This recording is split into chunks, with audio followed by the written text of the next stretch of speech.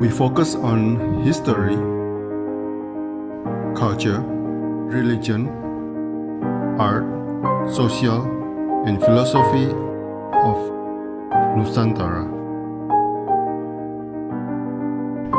Here, in the presence of Nusantara, we were made to be forgotten about the goodness of ourselves. Because negativity seems to be more interesting for us.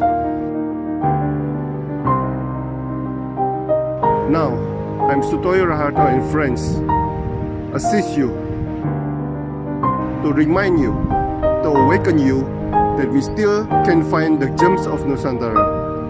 They are the great sights of Nusantara.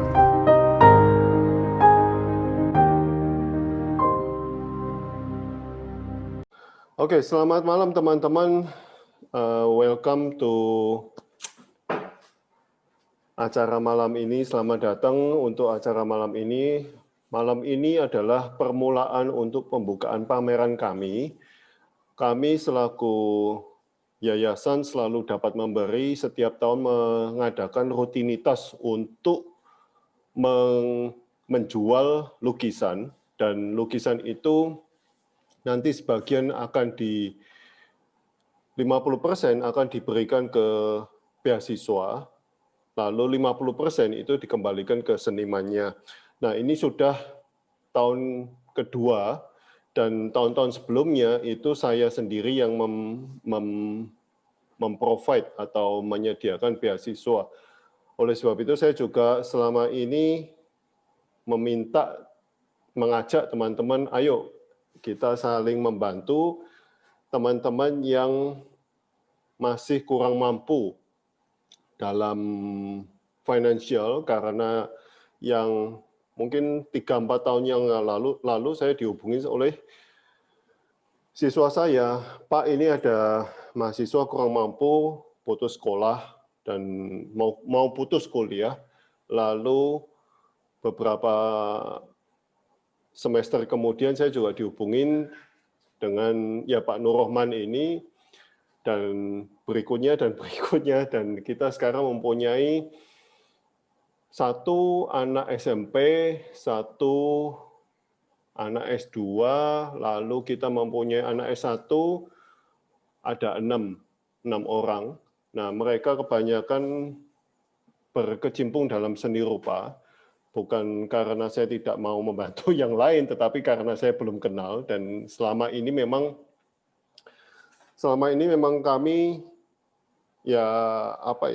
kami kenalnya hanya di seni rupa. Mungkin nanti lama-lama kita bisa berkembang ke, ya kita kemarin sudah punya 2 anak SD juga sih. Nah, dari hari ini sampai minggu depan, sampai tanggal 16, kita ada acara webinar ini untuk mempromosikan lukisan-lukisan yang akan kita jual. Nah, terus terang lukisan yang kali ini sangat-sangat murah, karena kita tahu kondisinya sedang begini, dan kita jual paling tinggi harga 2 juta sekian, dan yang paling rendah adalah sukarela, karena tujuan kita sebetulnya bukan hanya untuk menggalang dana, tetapi juga untuk mengembangkan karya-karya anak negeri. Ya, itu tujuan kami. Nah, saya perkenalkan Ibu Adri ini, beliau ada di Thailand. Tahun lalu beliau menyumbang untuk pameran kami. Saya juga nggak tahu Bu Adri itu siapa. Pertama kali baru ketemu, tetapi beliau sudah transfer duit karena beliau percaya bahwa program kami, pameran kami itu sangat bermanfaat untuk anak-anak, pendidikan anak-anak di negara kami, negara kita sendiri. Ya. Nah, beliau bekerja di Thailand, kok bisa transfer duit sampai Indonesia, saya juga kaget. Selamat datang Bu Adri, Bu Acintia. Ya. Ya, terima kasih. Selamat datang. Assalamualaikum, selamat malam, Sugeng Dalu. Sudah kangen saya Indonesia. Happy. Iya, sudah kangen sekali sama Indonesia. Sampai saya icik-icik ini matanya lihat orang-orang Indonesia. Aduh, terima kasih sekali.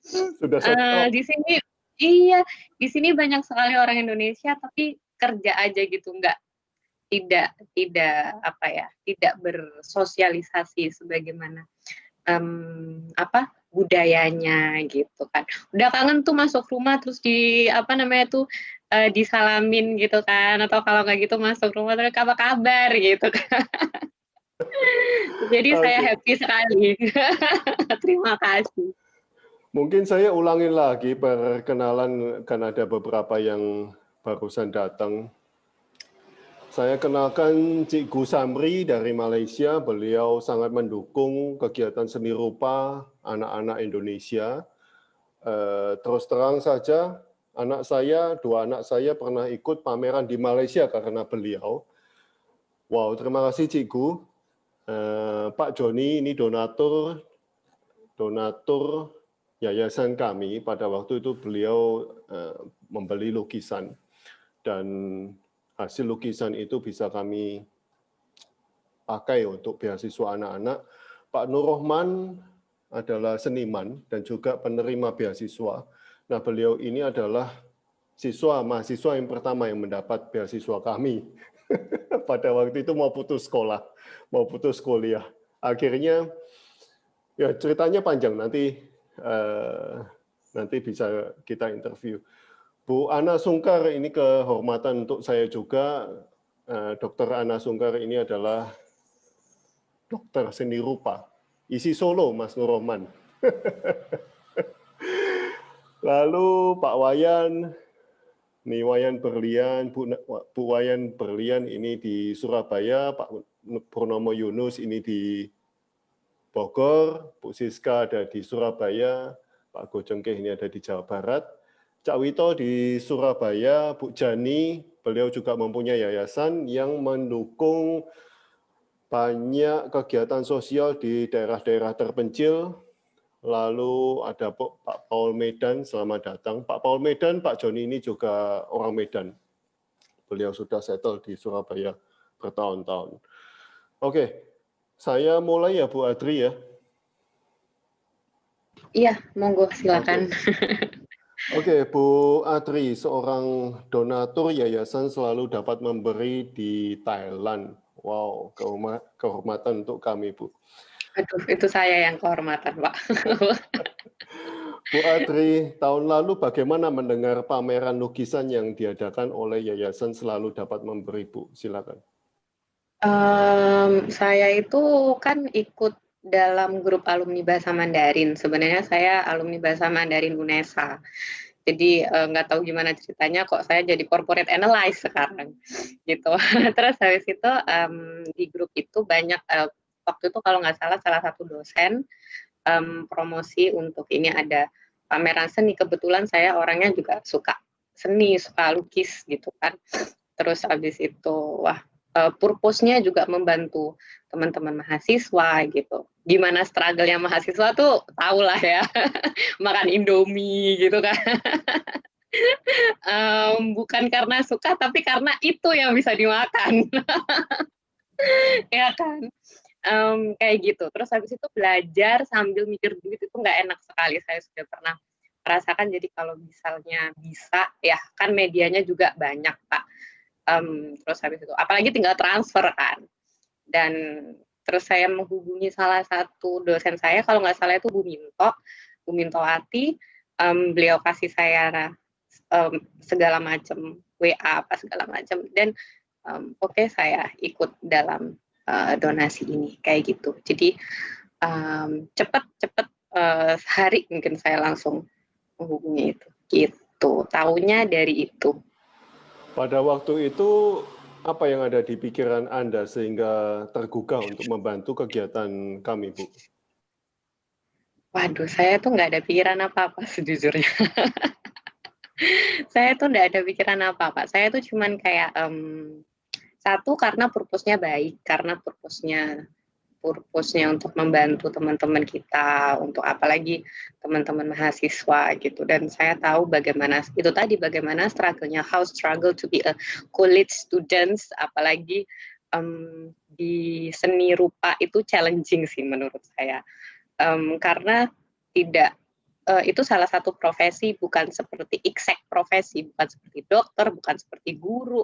Tapi itu saya kalau misalnya di sini kan banyak galeri seni. Itu saya bisa 1 jam. I can spend 1 hour staring into a painting. Saya mikir gimana ini inspirasinya apa segala macam. Jadi saya amat sangat mengapresiasi teman-teman seni rupa, itu bener banget. Karena saya melukis itu cuman hobi, tapi ada teman-teman yang melukis sebagai profesional, sebagai profesi, dan saya ingin membantu. Itu aja sih Pak. Jadi nggak ada pikiran apa-apa. Ada media, Tuhan udah kasih rezeki, kenapa tidak saya salurkan gitu. Wow, saya sampai bingung Bu. Di Thailand bisa transfer kita.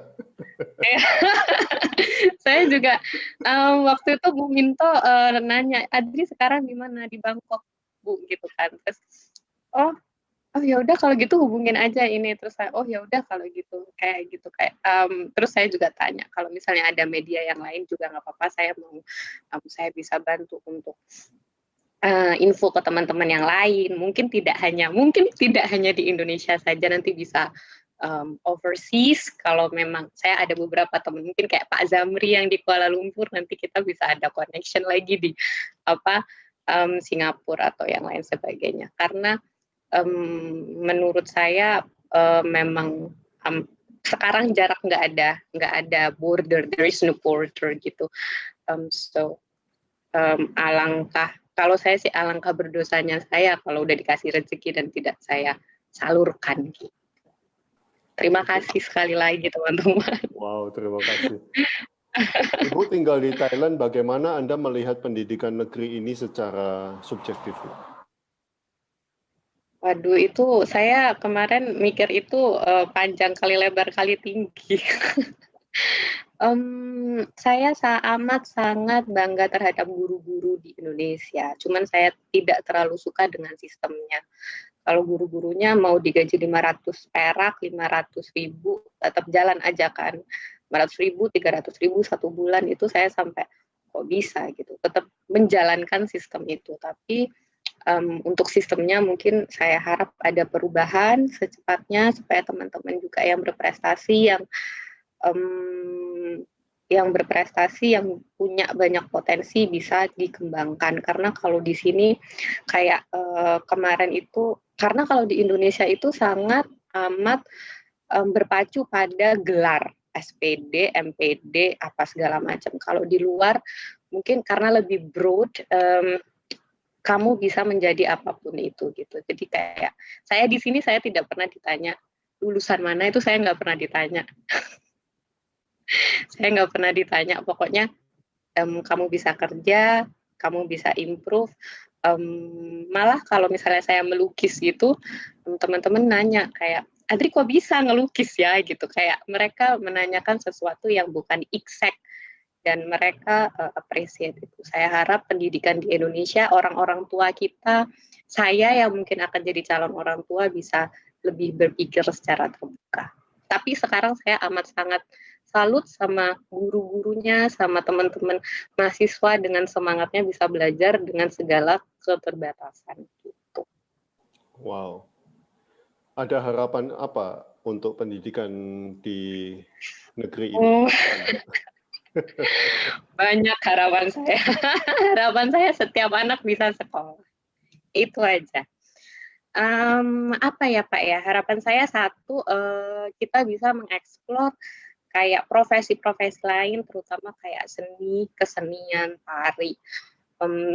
Orang-orang tua tidak hanya melihat anak-anaknya, nanti kamu jadi dokter ya, nanti kamu jadi guru ya, nanti kamu jadi sesuatu yang kita pandangnya tuh exact gitu loh, sesuatu yang bulat gitu. Padahal masih banyak itu hal-hal yang kalau bisa ngelukis. Saya di sini kapan hari ada lihat salah satu pameran, ada di salah satu Bangkok Central Art di sini, itu video, dia film dokumenter. Ketika itu saya nggak tahu itu orang Indonesia, tapi saya lihat kok ini sungainya sungai kayak sungai Indonesia. Saya keluar, saya baca, loh orang Jakarta, bagus sekali bagus sekali. Dia salah satu yayasannya juga kayak menghandle tentang anak-anak di pinggiran kota Jakarta, dan dia pakai itu sebagai media. Seperti itu. Jadi terutama teman-teman tadi dikenalin sama Mas Nur Rohman ya. Terima kasih sekali sudah survive gitu kan. Ya dengan segala macam keterbatasan gitu. Harapannya itu semua anak bisa mempunyai pendidikan moral, spiritual, dan intelektual yang bagus, insya Allah. Semoga. Wow. Terima kasih Bu Adri. Terima kasih waktunya, saya terhormat sekali. Saya bukan siapa-siapa di sini. Saya kayak, Pak serius Bapak mau interview saya Pak? Saya bukan siapa-siapa loh Pak gitu. Anda sudah menyelamatkan anak-anak beberapa. Aduh, terima kasih. Kalau ada kesempatan salat pagi, saya sangat senang sekali untuk membantu. Nanti bisa saya suruh teman-teman saya buat bantu. Ayo bantu semua ini. Oke. Selamat. Terima kasih Bu Adri. Untuk selanjutnya adalah Mas Nur Rohman ya. Mungkin saya perkenalkan dulu, Mas Nur Rohman adalah mahasiswa yang hampir putus kuliah pada waktu itu. Saya belum pernah ketemu beliau. Saya belum tahu rapotnya bagaimana. Ada siswa saya yang mengatakan, ini ada mahasiswa seni. Beliau mau membayar pakai semua lukisan yang dia karyakan, dikasih ke saya. Saya ngomong, wah, saya nggak mau itu. Oke, Mas Nur Rohman bisa cek dulu. Mungkin ini kesaksiannya, salah satu kesaksiannya. Nanti masih ada beberapa kesaksian teman-teman mahasiswa yang hampir putus kuliah juga. Dan ini semua kami yang bantu, ya kita semua yang bantu. Silakan Mas Nur Rohman. Masih audionya, tolong audionya Mas Nur Rohman. Oke. Halo, oke. Ya. Oke, Mas Nur Rohman, seorang mahasiswa ISI Seni Rupa Yogyakarta. Mas Nur Rohman, bagaimana Anda memilih seni rupa untuk studi Anda, Mas? Silakan. Oh ya, terima kasih. Selamat malam Pak Sukoyo. Terima kasih Bu Adri. Awalnya sih kalau memilih seni rupa sebagai pilihan dalam kuliah saya, itu berawal waktu sebelum saya kuliah itu kan sebenarnya sudah berkecimpung di dunia seni rupa. Tapi tidak dilandasi dengan akademi yang pasti kan. Nah di saat itu saya membimbing salah satu orang schizophrenia.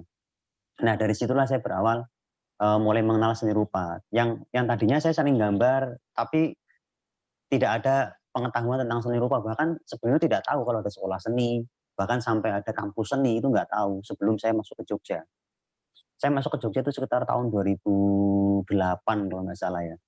Nah itu dibawa oleh salah satu teman yang dimana kakaknya itu mau menderita schizophrenia, dan cara menterapis itu adalah dengan cara melukis, dan saya menjadi menterapis itu untuk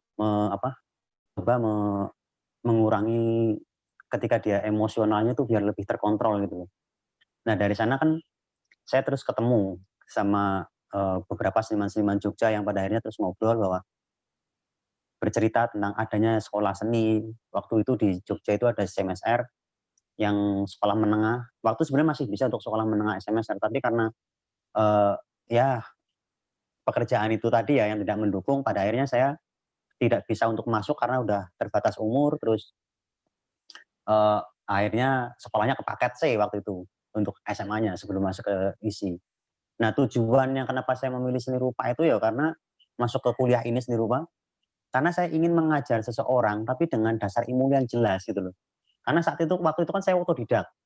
Ya saya tahu menggambar, tapi saya nggak tahu ini garis apa, ini bentuk apa dan sebagainya, saya nggak paham itu. Pada akhirnya saya memutuskan untuk belajar, dan saya minta izin sama orang tua juga yang tadinya saya merantau di Jogja untuk membimbing orang schizophrenia itu tadi.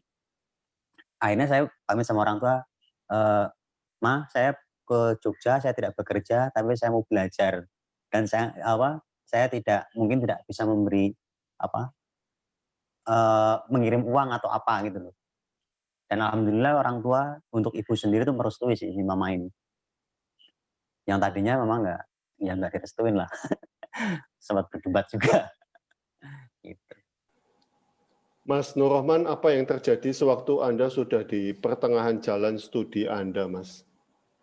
Nah, awalnya siapa yang membiayai dan pertengahan itu apa yang terjadi?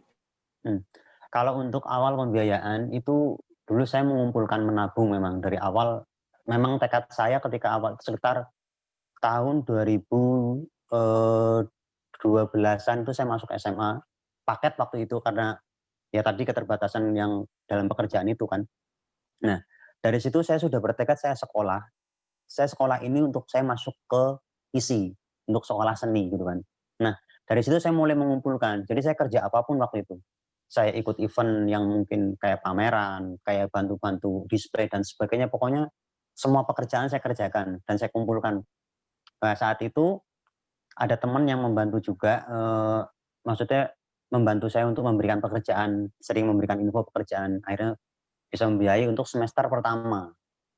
Nah, di semester pertama ini saya kuliah, terus ya senang. Tapi ketika di semester kedua ini sebenarnya di semester kedua saya sudah benar-benar karena udah masuk kuliah kan nggak seintens lagi bekerja, nggak bisa keluar seperti biasanya. Dan dari situ saya sudah benar-benar nggak ada uang. Yang waktu itu yang saya terus putuskan itu ya itu salah satu mungkin siswa bapak itu yang ketemu di salah satu pasar kangen di TBY yang dulu saya pernah jualan di sana juga dan ketemu dengan dia, kenal di sana dan bertukar nomor gitu. Yang pada akhirnya saya memutuskan karena saya sudah nggak mampu dan saya nggak bekerja, maksudnya nggak mampu, nggak ada uang gitu penghasilan gitu kan. Saya cuma berkarya, saya cuma melukis, ya sudah, saya cuma mengambil keputusan bahwa menyebarkan SMS sebenarnya Pak gitu.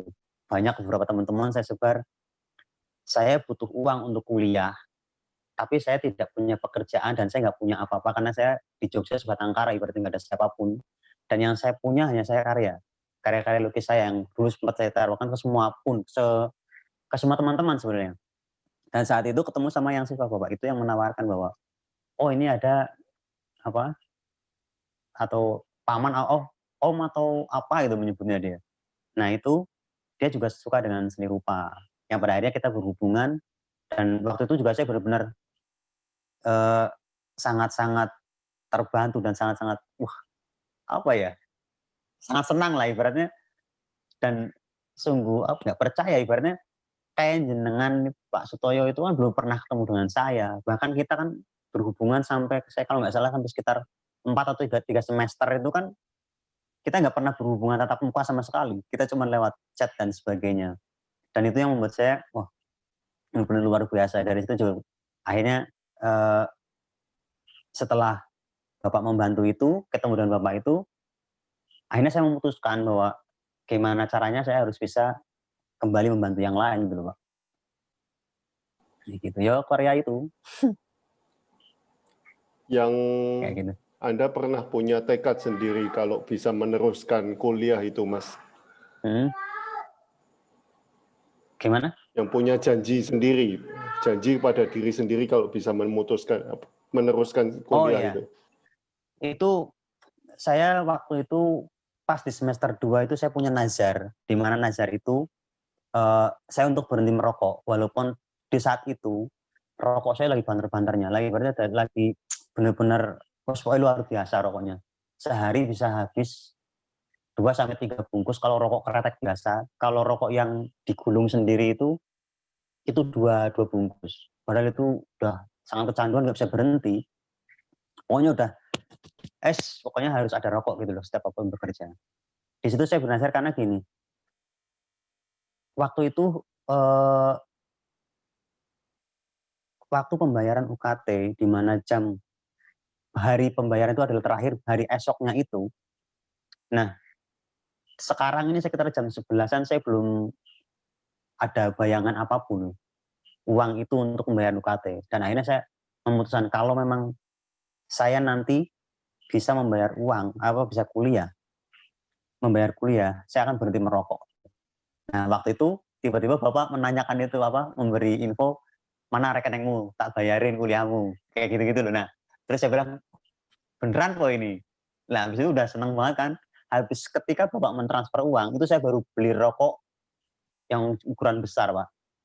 Bungkus yang besar 76 waktu itu. Saya rokok, karena nazar saya adalah saya akan berhenti rokok ketika saya sudah membayar kuliah. Jadi rokok yang baru saya beli itu saya rokok di depan BNI sampai habis sekaligus. Dan pada akhirnya setelah itu sampai sekarang saya tidak merokok. Ya itu sudah keputusan, walaupun kadang kepengen banget merokok, tapi itu udah nazar saya, gak mau merokok lagi gitu. Gitu, Wah, Pak. apa yang sudah Anda dapatkan selama ini dari yayasan selalu dapat memberi, Mas? Kalau bantuan secara finansial ya, biaya untuk kuliah iya, tapi di samping itu saya dapat banyak pengalaman, banyak ilmu-ilmu yang saya dapat, ya pelajaran lah tentang kepedulian, bahwa dan kata-kata yang paling saya ingat itu loh Pak, itu ilmu yang dari Bapak itu ketika Bapak bilang, Mas, ketika kamu mau membantu Mas, bantu saja, nggak usah nunggu kamu punya seberapa. Kalau kamu punya duit 5.000, bantulah 5.000. Nggak usah nunggu kamu punya sekian berapa atau harus berjutaan baru kamu membantu. Itu yang selalu saya ingat, makanya setelah berpikir banyak itu, saya mencoba gimana ya.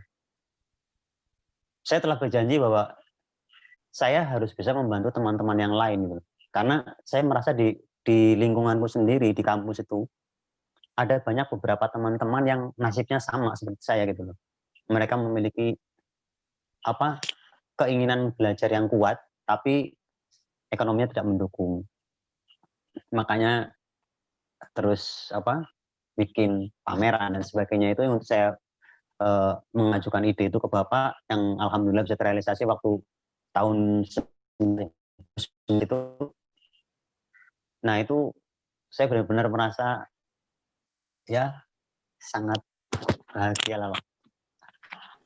Gitu. Kalau Ya, silakan. apa yang didapat dari yayasan dapat memberi, yang jelas saya bahagia. Sewaktu pameran tahun 2020, beberapa lukisan Anda laku terjual. Apa yang Anda lakukan dengan uang yang sudah Anda terima dari hasil penjualan tersebut, Mas?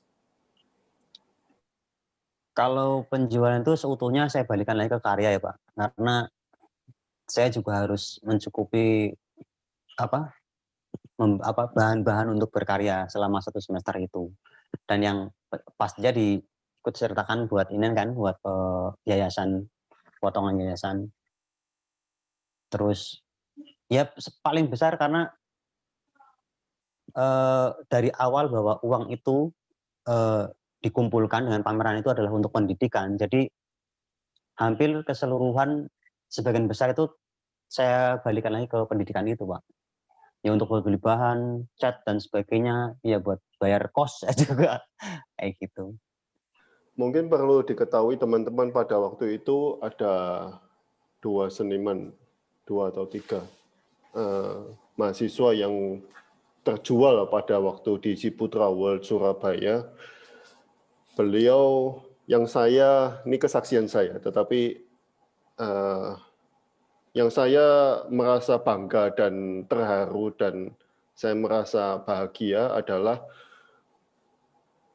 Mas Nur Rohman dan Mas Aan itu langsung mengatakan kepada saya, Pak, bagaimanapun kondisinya, semua karya yang terjual, nanti 50% itu saya akan kembalikan ke yayasan untuk membantu teman-teman lain, Pak. Wah, saya rasa itu sangat luar biasa karena mereka masih belum punya apa-apa, tetapi mereka masih mau membantu teman-teman yang masih kurang mampu.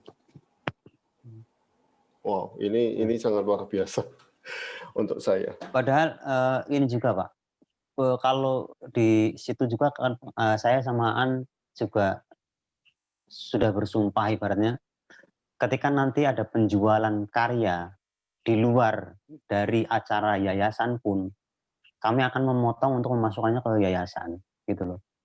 Di luar, di acara apapun, pokoknya dari setiap karya kami yang laku, dari setiap karya kami yang terjual di luar, baik tidak berhubungan dengan maksudnya di acara ini, kami akan memotong itu. Tapi memang potongannya mungkin tidak 50% ya, tapi kami akan tetap menyisihkan potongan itu dan akan saya masukkan ke yayasan.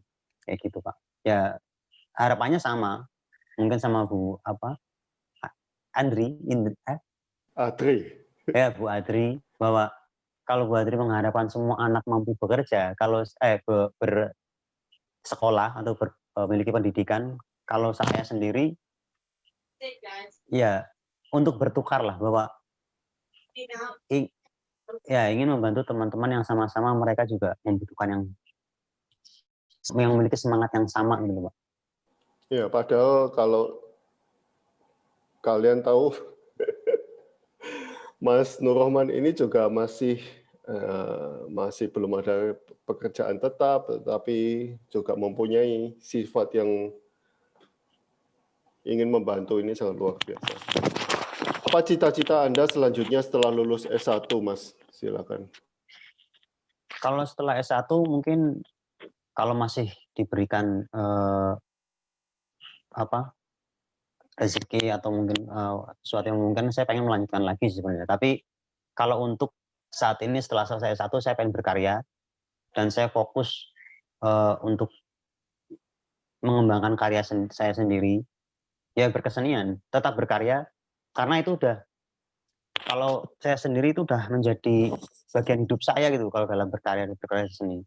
Kalau kerja yang lain ya mungkin malah sebagai sampingannya, bahwa kalau lukis mau bagaimanapun bahkan saya bawa terus gitu loh dan terus berkarya. Memang benar yang dikatakan Bu Adri, itu ya apa ya namanya, bukan profesi yang jelas gitu loh, profesi yang pasti gitu kan.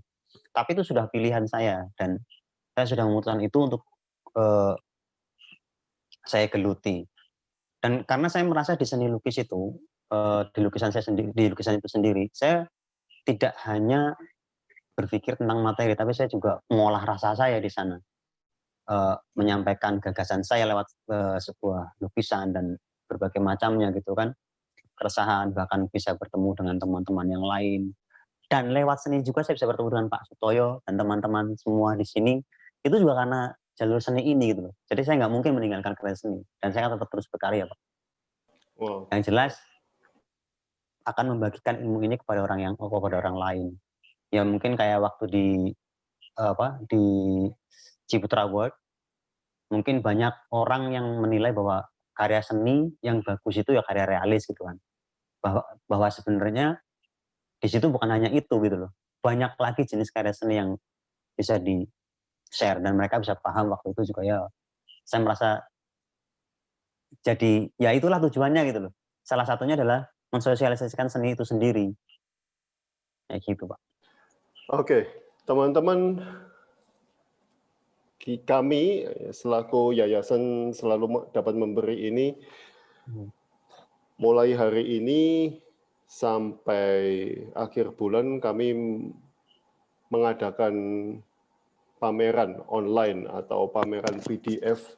Nanti kami akan sebarkan PDF-nya ke ke setiap teman, dan kalian boleh melihat-lihat dulu hasil karya mahasiswa-mahasiswa yang kami telah bantu. Nah, mungkin ada teman-teman yang mau bertanya kepada Mbak Adri atau Mas Nur Rohman, silakan. Silakan.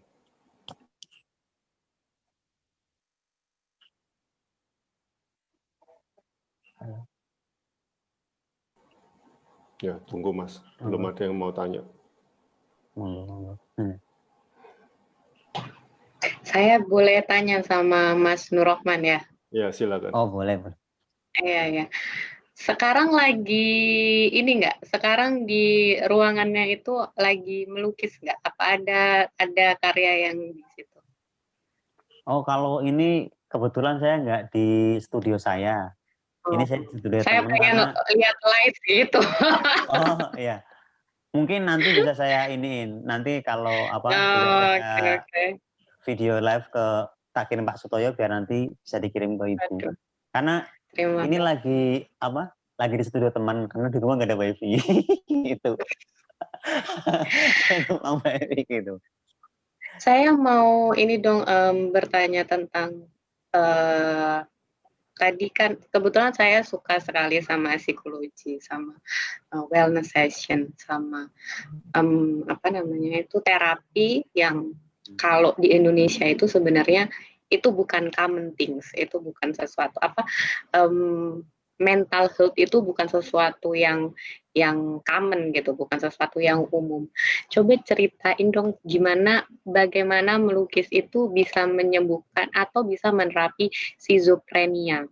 Karena saya pribadi kalau saya ada anxiety, kalau saya stres gitu, saya akan pergi ngelukis juga, tapi cuman hobi sih. Itu salah satu terapi. Tapi untuk schizophrenia sendiri kayak gimana ya, Mas? Ini menarik sih bagi saya. Makasih. Kalau untuk schizophrenia itu kan dia sakit yang berawal dari depresi yang luar biasa ya. Nah, biasanya banyak gangguan-gangguan dari luar memang. Ada salah satu teman juga yang sekarang mungkin malah menjadi seorang seniman, dia namanya Hana Sofrin kalau saya menyebutnya, karena dia salah satu pengidap schizophrenia yang sekarang sudah benar-benar penyakitnya itu malah menjadi inspirasi untuk melukis gitu. Nah, bagaimana caranya seni lukis atau lukisan itu bisa mengobati schizophrenia?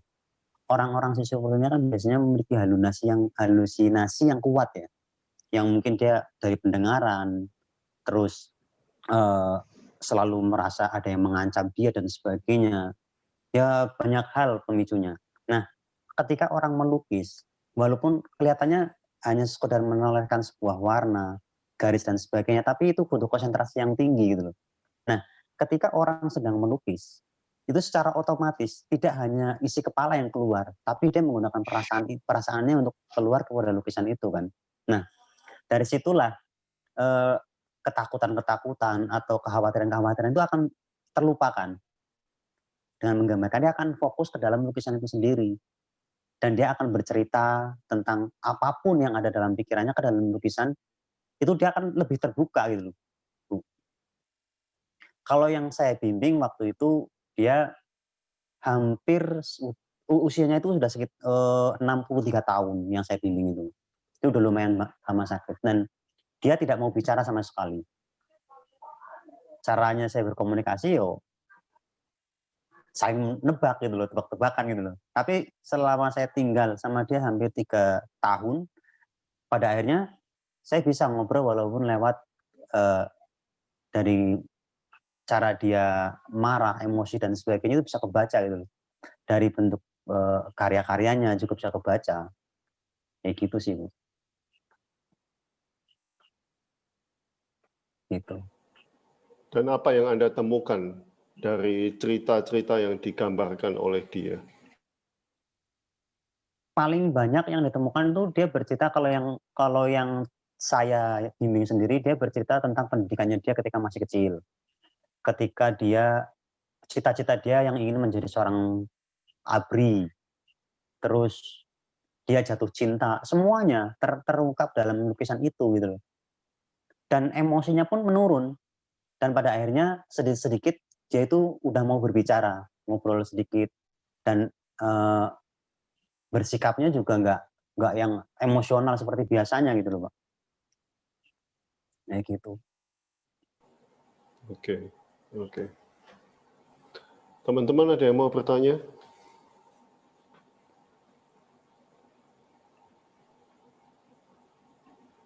Kok rasanya nggak ada, Mas? Halo? Iya. Gimana Bu Indri tadi? Oh, Cikgu, ada Cikgu. Silakan Cikgu.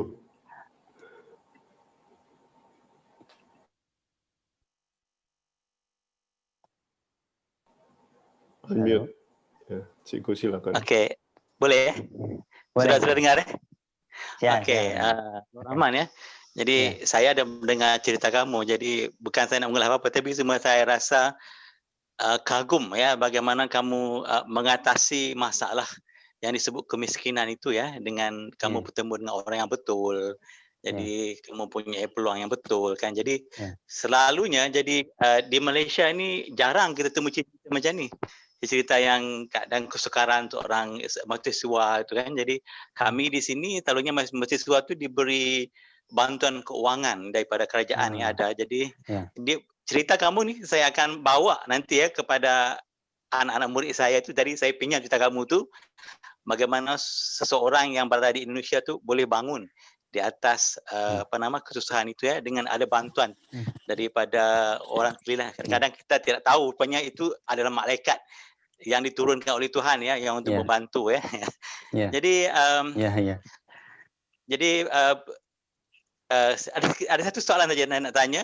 Jadi kamu punya kepakaran tu apa? Media tu, pensil, oil, akrilik. akrilik. Ya, akrilik. Sebab saya tak pernah lihat lagi kamu punya karya, jadi saya tak boleh bayangkan macam mana. Jadi dalam bentuk apa itu? Abstrak dan sebagainya? Kalau yang sekarang lebih cenderung ke abstrak. Saya mengeksplorasi ke, kalau yang sekarang saya gelutin itu adalah mengeksplorasi tentang darah atau tentang sebuah luka-luka yang ada dalam kehidupan saya, yang saya tuangkan menjadi dinilai hal yang positif, bahwa luka-luka itu bukanlah menjadi derita, tapi menjadi pelajaran yang sangat hebat untuk menuntun saya menjadi dewasa. Mungkin nanti next ketika mungkin Pak Sutoyo bisa kirim foto-foto nanti dalam. Kalau untuk karya saya yang di acara ini, itu saya masih bermain dengan tekstur dan saya berbicara tentang alam. Begitu. Cara kamu melukis itu adakah bentuk ekspresi ataupun gerakan tangan saja? Sebab saya ada teman daripada Indonesia, daripada Semarang ya, tahun lepas dia diundang ke Malaysia untuk wakili Semarang ya. Jadi saya melihat dia melukis itu dengan aksinya, dengan jampi-jampinya, dengan taran-tarannya semasa dia menghasilkan karya itu. Itu sangat unik bagi kami. Itu dengan menggunakan figura manusia tu, dia guling-gulingkan di atas tinggal atas sebuah karya. Adakah kamu macam itu ataupun kamu melukis biasa saja? Oh, saya melukis biasa saja, tapi saya biasa, cuman saya mempermainkan tekstur di situ. Oke. Hanya bermain tekstur, jadi biar bisa dilihat dan bisa diraba gitu, lebih terasa kalau menurut saya. Hanya bermain tekstur saja. Oke, itu saja daripada saya soalannya. Nanti kalau ada saya buka lagi. Ya, siap. Terima kasih. Ya, terima kasih. Mungkin perlu dijelaskan mengapa darah, Mas Nur Rahman. Kenapa saya mengambil darah? Karena saya ini lahir secara prematur. Saya lahir ketika masuk ke usia 6 bulan kandungan, 7 bulan kandungan. Jadi setelah, kalau di Jawa itu setelah ada acara selamatan 7 bulan, malamnya itu diacarakan, paginya saya lahir. Karena prematur itu badan saya kan lumayan lemah, nggak begitu kuat. Ketika usia 40 hari, saya udah hampir meninggal. Di situ saya, kalau orang Jawa di tempat saya itu, dia disebutnya kesambet atau apa gitu. Habis itu saya ditaburin dengan bunga mawar merah. Full seluruh tubuh saya layaknya orang meninggal. Dari situ saya sembuh. Tapi karena lahir secara prematur itu membuat tubuh saya kan lemah. Terus saya waktu itu mengidap sakit, mungkin kalau sekarang batuk, apa ya namanya, batuk yang nggak berhenti-berhenti itu loh. Jadi ketika nafas itu selalu berbunyi, ngik-ngik gitu loh Pak. Nah, sudah mencari dokter, bahwa kan setiap minggu saya tuh harus berangkat ke dokter, berobat. Tapi hari berikutnya, di minggu berikutnya saya harus ke dokter lagi, dan selalu sakit nggak sembuh-sembuh gitu. Nah, karena mungkin udah putus asa mungkin ya, orang tua saya, tapi dengan keyakinan di tempat saya, terus dapat pengetahuan dari orang pintar gitu, bahwa bilang bahwa ketika anak yang sakit dan tidak sembuh-sembuh, maka obatnya datang dari tempat dia keluar gitu loh. Nah, dari situ mama saya memberikan saya darah. Saya minum darah mama saya. Ya maaf, itu darah ketika datang bulan. itu hampir 3 bulan karena diberikan kepada saya selama 3 kali setiap datang bulan yang hari ketiga, dan diminumkan kepada saya darah itu. Dan itu yang pada akhirnya saya memikirkan bahwa kenapa darah? Karena darah adalah sumber kehidupan buat saya secara real. Karena sekarang saya benar-benar merasa sehat, dan sakit yang dulu saya derita tuh nggak pernah terasa lagi sampai sekarang. Kayak gitu, Pak. Oke.